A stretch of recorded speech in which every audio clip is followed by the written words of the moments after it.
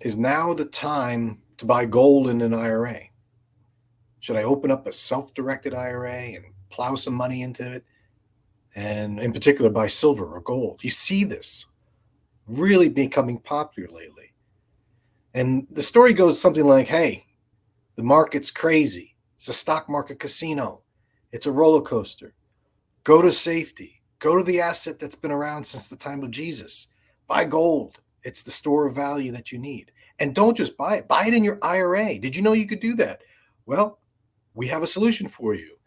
And that's the pitch. But the question is it a good pitch or a bad pitch? Let me bring in my co-host, Tony Shore. Tony, welcome to the show. Have you seen these gold and silver IRA commercials or radio show commercials? Have you heard them? Well, I haven't listened or watched that specific one. It's probably been on in the background, but I tune those things out. And before you jump into it, here's why I tune them out, Dan. And I have read about this one and others because like Fox News, CNN, talk radio, news talk radio in general, whether it's the far conservative right, there's a lot of conservative talk stations. There's very few liberal talk stations, but there are a few left-wing ones. And they equally all have, for some reason, they're desperate for advertising, obviously, because not just this gold in an IRA scam, but there's a lot of which are close to scams, and some have turned out to be scams. As you know, we were talking before the show about one in particular that, you know, people put money into it and it was buying gold or something, and it was a complete scheme, a scam to get people's money. And you think, well, Fox News or CNN or these places wouldn't put something that's not legit on the airwaves. The ad salespeople, especially radio, now, Fox and CNN have gone more, the pharmaceutical companies are helping fund it because they do all those ads, but it's geared towards seniors. And anytime any network audience is geared towards seniors, you got to watch out because people take advantage, right? Because seniors are susceptible to that. And I've seen that with my dad and mom as their cognitive ability slows down. And even myself, like some things I don't understand. Well, wow, that sounds good. I have diabetes. Yeah. Maybe I should try these pills. Tom Hanks recommended them. Well, guess what? Then a week later, I realized Tom Hanks didn't. It was a deep fake. Yeah. And but it's Dan. The reason these ads are on your favorite stations, it's hard to blame the station because they need the ad revenue, and the salespeople are 100% commission for media buying. So basically, these people will, if you want to spend ad dollars to put an ad on, it's a very low bar. They will take whatever because they make commissions on it and they need to fill those slots. And so that leads to these types of things. Yeah. And, you know, the idea of gold isn't a scam. No. Or silver. The precious metals is an investment. Yeah, and the self-directed IRA is how you would do this. Yeah. It's not a scam, but when you put these together, it gets a little bit dicey. And I get so this one isn't a scam, but it's you don't agree with it, is what you're saying. It's an investment. Well, I want to go through what I think of it, and a lot of it is I get even clients coming to me, typically retirees, and it's typically listening to conservative talk radio. And they call me up and say, I don't know, my favorite talk show guy said that he's buying gold in his IRA. And this is the company he uses. I want in on it. I got a letter in the mail from a client. You know, this conservative TV station's going to have an IPO in January 2025. I want in on it. How do I get on it? And so I'm like, well, why? Why are you interested in this? Why are you interested in putting gold in your IRA? What's the reason? And usually it's because they are sales. They were bought into a sales pitch. Mm-hmm. The people pushing the gold IRAs on the radio are salespeople. You know, if, what's the guy's name? Conservative radio guy, Glenn Beck. If he's saying, hey, you know, the world is going to hell in a handbasket, because this is what political commentators do, right? Mm-hmm. The currency is going to be devalued. The only place to go is gold. My friends at XYZ company are the people that I know and trust. Those people that are doing that are salespeople. You just nailed it.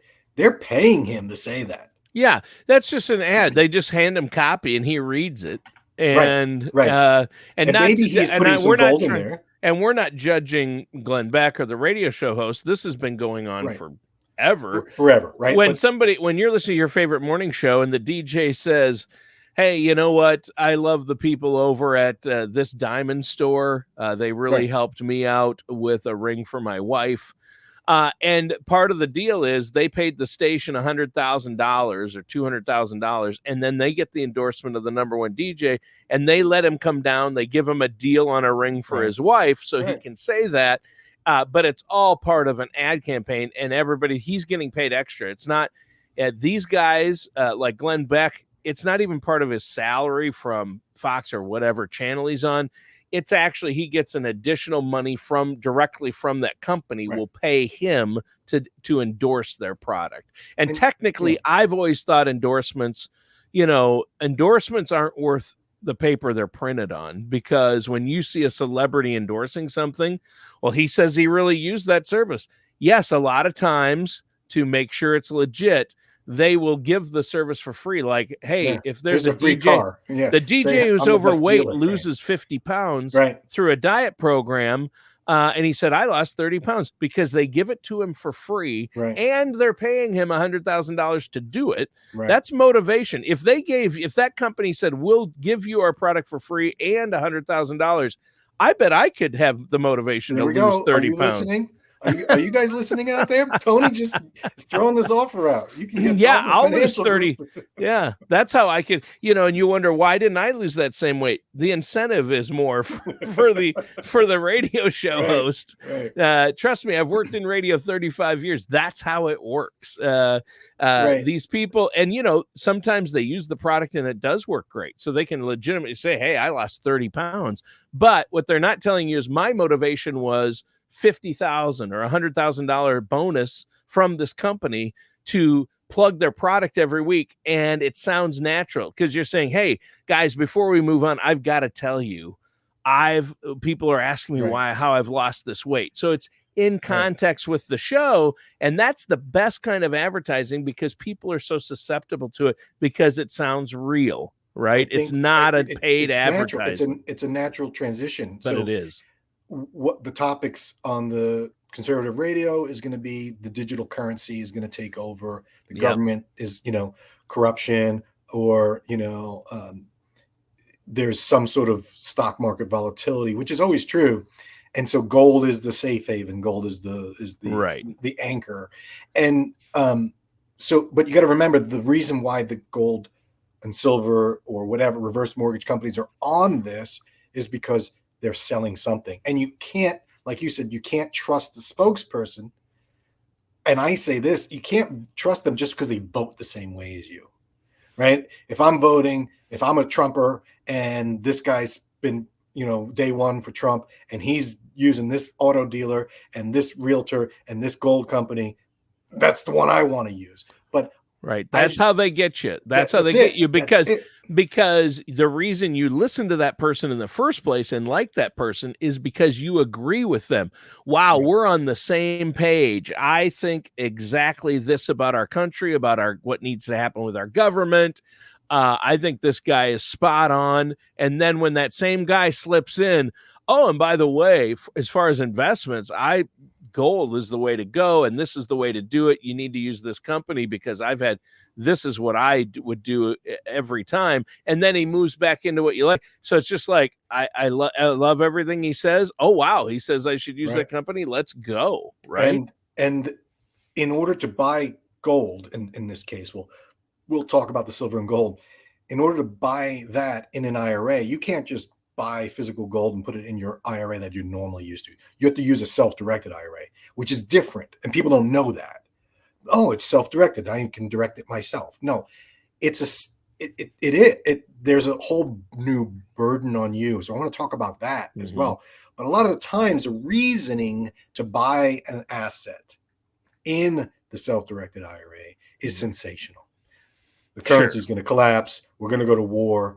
There's going to be a zombie apocalypse. So you need to buy this food storage thing. It's always something sensational. It's not, people aren't coming to me and say, now I do have clients that come to me and say, hey, should I be buying gold? And they're not saying because so-and-so said it, or they may have gotten it from that, but it's more of a conversation about, is that a good thing to have? And I believe in it. I believe that it's a good part of the portfolio. But the reason to do it is metals, to diversify, metals. Right, to diversify and have an alternative asset, but not because Joe Schmo's buying it. A celebrity endorsed it. Right. So let's talk about specifics on this self-directed IRA. Yeah, a lot of people I don't think realize that an IRA isn't just stocks or attached to the stock market. It might be, it's not stocks like, okay, I have an IRA. I know I've got some Apple stock in there or GM or whatever, what have you. But you can actually, there's a way with a self-directed IRA to have gold or invest in gold within an IRA. Physical bars, right? So you can buy gold in your current IRA. You could buy a ticker symbol that tracks gold or gold miners, but it's not physical gold. And the idea behind owning physical gold is like, when everything goes down the toilet, you got that gold in your hands, right? But do you really? So when you, and can you buy it in an IRA? The reason why people put gold in a self-directed IRA is because they don't have assets outside the IRA to invest. And you can't take money out of an IRA. You can take money out of an IRA and then buy the gold, but then you're paying the taxes. They want to use it for long-term retirement, and they want a piece of that to be physical gold. The only way to do that is to open up a self-directed IRA, which is not your traditional IRA. It's held at a different custodian. Not all the big custodians don't do it. And there are different rules. So you have to know that. So once you say, I'm going to buy gold in my IRA, physical gold, you are not going to be doing it in the current IRA that you have at Fidelity or Charles Schwab, right? You're going to be doing it at a self-directed IRA, which is completely different. And that's where the trouble started on this conservative radio host who was touting it. And then the custodian said, hey, this company was supposed to be giving us the gold, but we don't have it. We don't have your gold. So in that case, it was an actual scam. It was a total scam. So we're talking about two things. You could, some things end up being a scam, but some things are legit, but just maybe not a great idea is what you're saying. Even if the company's good or legit, it might not be right for you just because the radio show host is being paid to tell you it is. And here's why a self-directed IRA is a little bit more risky. Now, I've had clients own businesses like, oh, I own a landscaping business. I'm going to put that in my self-directed IRA. Now, you can't own a landscaping business and work in it and have it in your self-directed IRA. You're not allowed to do that. But you can own a landscaping business that you don't operate at all. You just are an owner. You don't get involved in the day-to-day business. Someone else does it. And that could be in an IRA. And people are like, because that's an investment. So you own a company that you just own a part of a company. Like your buddy runs it, but you're a 40% investor, and that's an investment. So any type of investment you're saying can go into a self-directed IRA. Right. But you can't do that. You can't call up Fidel and be like, hey, I want to put this business in there. They'd be like, what are you talking about? Because they have a set of criteria and rules that they have to follow to make sure that they're keeping track of this. So they can let Big Brother know, hey, this is how much it's gone up. Here's some of the taxes and all that.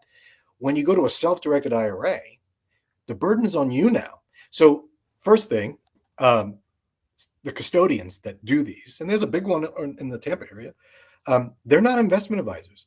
They are not telling you, oh, this is a good idea. This is a bad idea. They're just holding the asset, right? They're not saying, oh, you should only keep 6% of your net worth in gold. They're not saying, oh, don't buy from that gold dealer. You're paying a 30% commission. Did you know? And they're not going to sit there and tell you all this. They're not going to vet the business. They're not going to say, oh, yeah, this is a great deal. Or they're not going to say this is fake or this is real. They don't care. They're just holding the asset. And they're not providing the investment advice.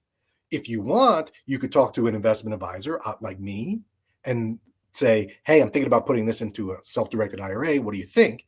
That's a different conversation. Just because you're working with a custodian that's holding the asset, don't think that they vetted it and they've done all the homework. It's still on you, self-directed. That's the key, right?